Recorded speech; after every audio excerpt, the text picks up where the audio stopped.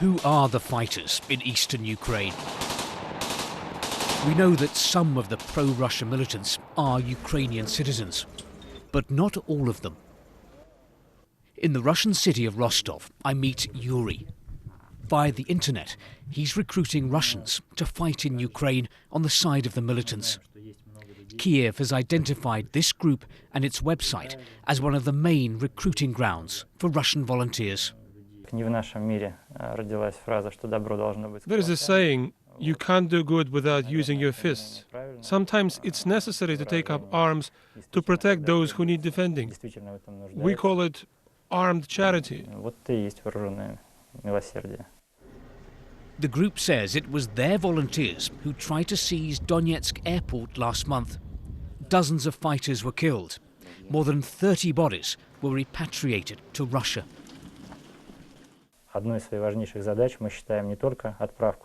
Our job isn't just to dispatch volunteers and to coordinate their activities.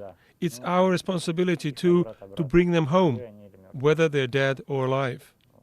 The Russian volunteer group says it gets no direct support from the government here, and Moscow has repeatedly denied sending troops and military hardware across the border. But Western governments maintain that among the fighters in eastern Ukraine are professionals which are funded, equipped and backed by Russia.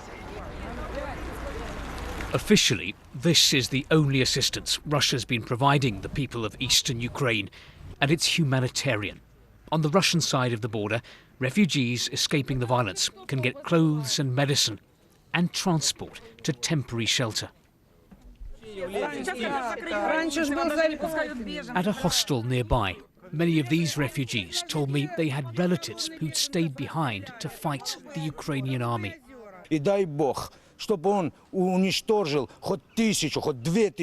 I hope my son kills 2,000 of those Kiev bandits, Robert says.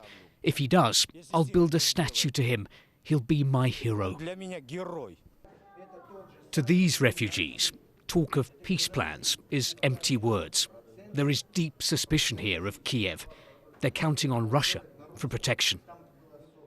Steve Rosenberg, BBC News, Rostov, southern Russia.